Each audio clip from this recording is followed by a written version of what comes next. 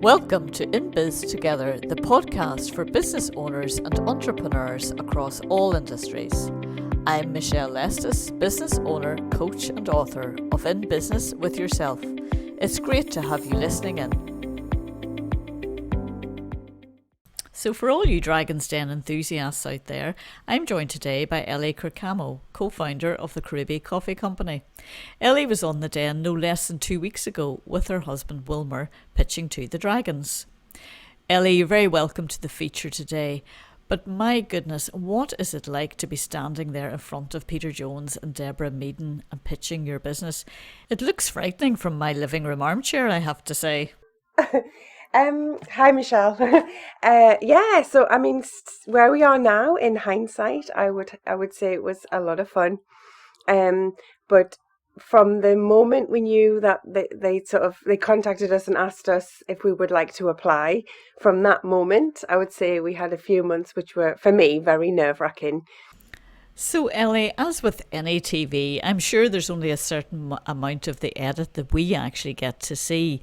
So, but behind the scenes, are you recording for a long time? Is it a long day? Is it 2 days? So, I guess you have a slot that you go in, but it really depends on who's in before you and how long they take. So you're in the area for the day.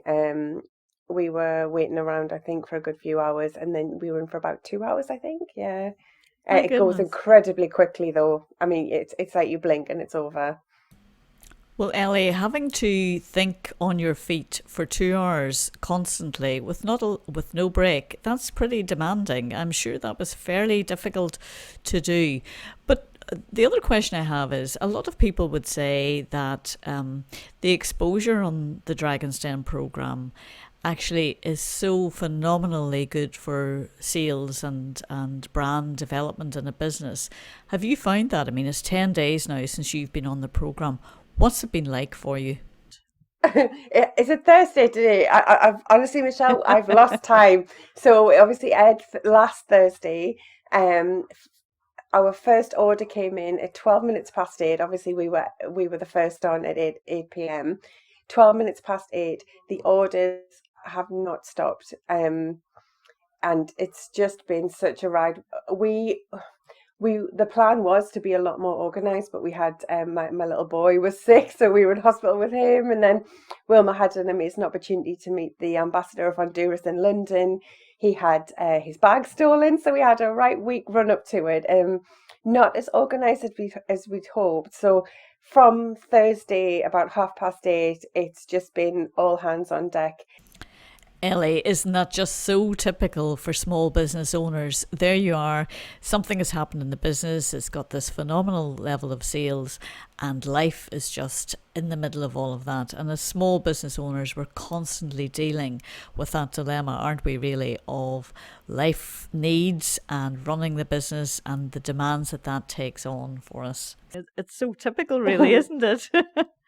Absolutely. And it's difficult because I know a lot of people who have a small business, you have that view of like, I want to scale up, and you have the process in mind of how you're going to get there and the time it's going to take. And to jump from 1 minute having, a handful of orders to literally hundreds of orders was quite a step for us. But I mean, we were lucky in that we had a lot of the tech system set up for the post, and we have because we make a lot of buy-in efficiencies, we had all of the packaging and all of the stock ready.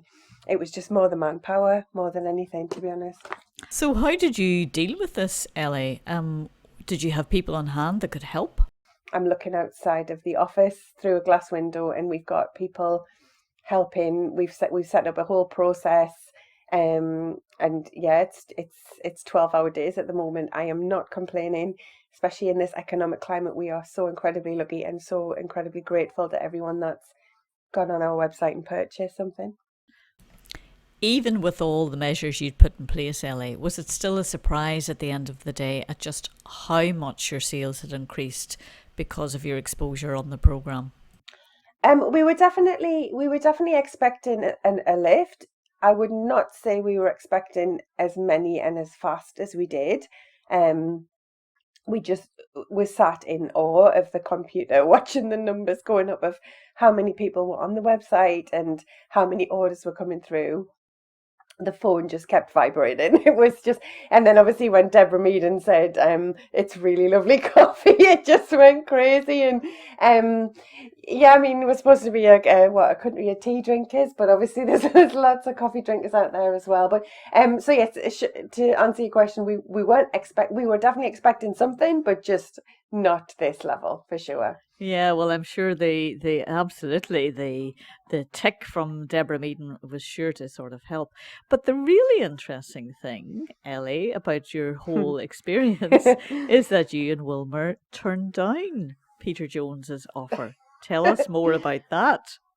Yeah, I mean, we had an idea of what we wanted to achieve. So I mean, you'll know from the show, it's nothing hiding that we put in. We asked for 30,000 for 10% stake in our company, and the reason we asked for such a low amount, and I know it's all to do with valuations. So we're valuing our business at 300,000 if we want 10% for that amount, but we put a low number on because for a dragon 30,000 is what, a drop in the ocean really. So we put it low because we wanted somebody on board. We would have absolutely loved that for sure. That's why you go on the show. We didn't want it stupidly low, like 1,000 or 5,000, because we wanted it to mean something to them coming on board. We sort of solved a lot of the problems of our business. The packaging, scaling up, warehousing, how we were going to brand it, marketing. We had all of that in place, and despite the first year we hadn't had much growth. The second year we sort of ticked our forecast of 50% growth, and we were continuing to grow, and we'd won a lot of awards. There was definitely setbacks from COVID. There's no doubt. We had to change what we were doing and how we offered our service and product to people, but there wasn't that many problems for the dragon to solve. We just wanted their black book, really. We wanted access to their networking and their sort of their list of names that would have been able to help us and ensure their knowledge and speciality. But what we didn't need really was a huge amount of money to do something amazing with, because we were already sort of on that way. So we didn't really want to give away a quarter of our business when really all we wanted was their name, and that is valuable. Don't get me wrong. I mean, goodness, some people would argue it was worth a lot more, but we just, I guess, you've got to stay true to yourself and what you want. Yes, well, the Dragon's Little Black Book of Contacts is bound to be worth quite a bit to any business. So it was a brave decision that you had both made, I thought, Ellie, at the pitch. But it did get into discussions around your brand. And I know that whenever you develop a small business and you grow it, and in a way it becomes your little baby, so your branding is very personal and as part of what you're about. So I'm sure that had to be part of your decision-making process. And that was further compounded by the fact that Wilmer really had a lot of ties and passion about the fact that he came from that coffee bean farming community in Honduras as well.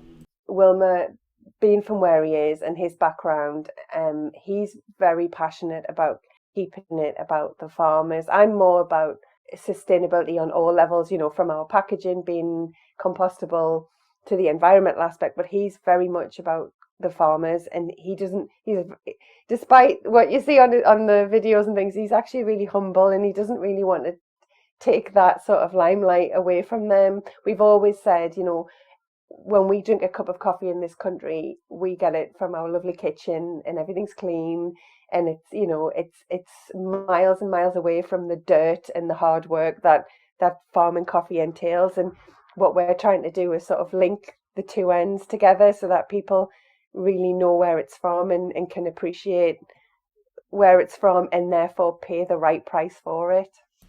Of course, and it's the story around the whole artisan field to cup, almost in a way, of what you're company stands for. And of course, then you work very hard to build your business, and it is difficult to let go of that little bit, but there's no doubt about it. Their name does carry clout, as they say in this part of the world, whenever it comes to opening a few doors, which is always of benefit, I think. But that aside, Ellie, it sounds like your business today is where every small business wants to be. You've got these incredible sales coming in. Is it a honeymoon period, do you think, or do you see this continuing on in the long term? It's definitely decreased. So, I mean, not to get into sort of exact numbers, but Thursday night we basically sold what we would normally sell, or what we sold in 4 months last year. So that was massive. Wow. And then probably over the week we've done the same sales as our first year. My goodness. The same sales in 1 week after the programme as you did all of last year. That is challenging, and it's also phenomenal. Unbelievable. So grateful. You know, I watched the programme. I thought you both did a brilliant pitch, and I was only sad that I wasn't tasting that coffee, because it really did sound phenomenal. And look, you know, we really do wish you all the very best going forward. And not a problem. And I have to say, we have had some orders from your neck of the woods, so thank you very much. To all of your listeners. That's brilliant. Brilliant, Ellie. Thank you so much. If you want to know more about making your business grow, or which identity you are, In Business with Yourself is available at www.orphanpress.com or on Amazon Books or at any Waterstones bookstore. You can also contact me directly at www.michellelestis.com. I'm Michelle Lestis. Thank you for listening in. Until the next time.